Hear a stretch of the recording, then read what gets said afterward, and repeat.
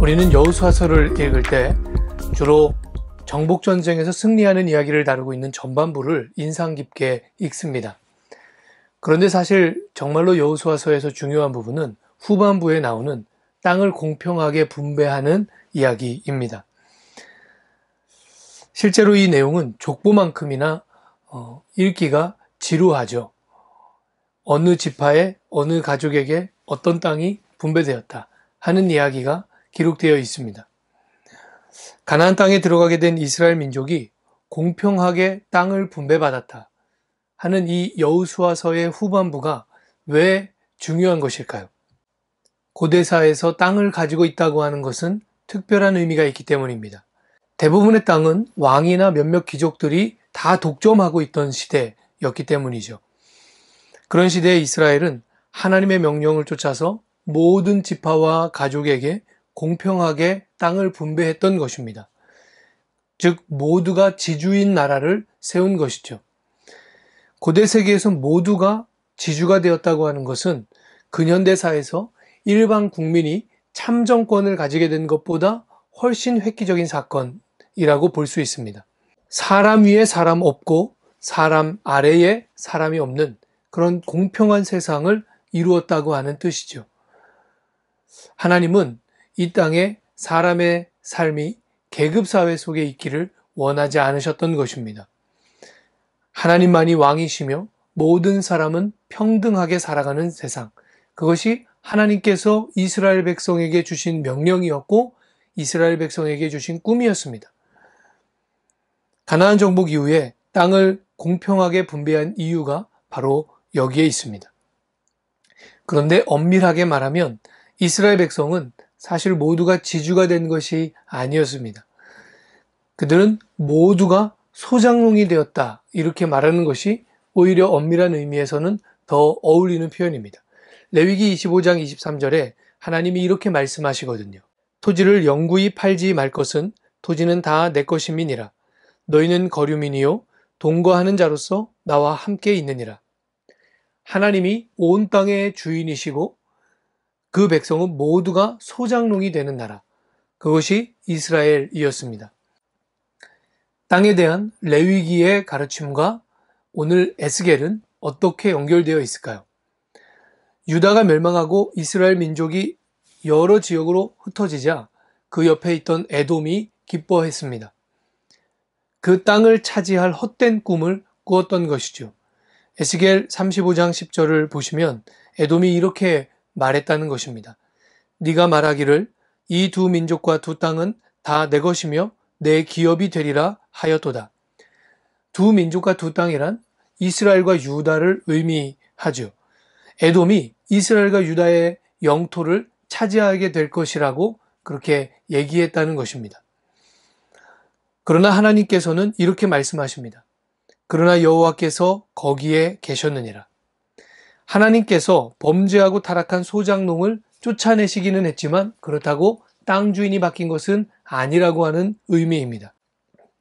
그러니까 땅 주인은 바뀌지 않았으니 착각하지 말라는 뜻이죠. 땅이 하나님의 것이라는 말씀은 레위기에 한 번 잠깐 언급된 것처럼 보이지만 사실 그 정신은 성경 전체와 연결되어 있습니다. 그래서 모든 나라는 하나님이 정하신 경계 안에서 살도록 그렇게 성경은 명령하고 있습니다. 그 이상을 탐하는 것은 하나님의 질서를 파괴하는 행위, 즉 범죄 행위입니다. 그러나 많은 나라들은 틈만 나면 영토를 더 넓히기 위해서 전쟁을 벌였죠. 성경의 아수르, 바벨론, 그 이후에 등장하는 페르시아, 헬라, 로마 이런 나라들 모두가 엄청나게 광활한 영토를 차지하고 있었고 많은 나라들을 식민 지배했습니다. 이것은 하나님의 질서를 파괴하는 행위입니다. 고로 제국주의는 하나님의 질서를 파괴하는 범죄 행위입니다. 그게 성경이 가르치는 것입니다. 오늘날 아프리카나 남미가 겪고 있는 정치의 불안, 경제적인 불안정, 이런 것들이 다 경계를 무너뜨린 욕심과 죄로부터 비롯된 일들이죠. 땅이 하나님의 것이라는 정신과 신앙 고백, 이것을 오늘날 우리는 어떻게 적용할 수 있을까요?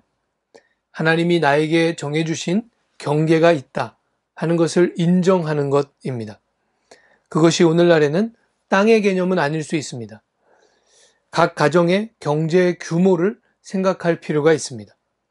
너무 많은 것을 소유하려고 하지 마십시오.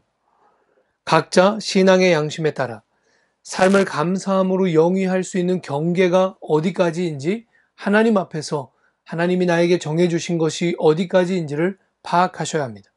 그리고 그 이상으로 소유가 쌓인다면, 그리고 그 이상에 넘치는 것이 있다면 이웃과 나눠야 합니다. 하나님이 정해주신 경계 안에서 감사하며 사는 것이 하나님의 질서에 순응하는 삶입니다. 그 이상으로 소유를 늘리려고 하거나 욕심을 부리는 것, 하나님의 질서를 파괴하는 행위입니다. 35장에서 하나님은 에돔이 그러한 욕심을 부릴 때 에돔의 심판을 경고하십니다. 이어서 36장에서 하나님은 이스라엘 산들에게 예언하십니다. 즉 땅들을 향하여 하나님이 말씀하시는 것입니다. 다시 이스라엘 민족을 맞이할 준비를 하라고 그렇게 말씀하시죠. 전쟁으로 황폐화된 땅에게 다시 작물이 나고 성읍이 건설되고 생명이 번성할 수 있는 준비를 하라고 명령하십니다. 이스라엘 백성을 다시 돌아오게 하시기 전에 그 땅을 미리 준비시키시는 하나님의 은혜를 여러분 기억하시기 바랍니다. 하나님의 은혜는 말로만, 생각으로만 주어지는 은혜가 아닌 것이죠. 듣기 좋은 말로 마음만 위로하는 것, 그것이 하나님의 은혜가 아닙니다. 하나님의 은혜는 우리의 삶의 현실에 가장 적합하게 베풀어 줍니다.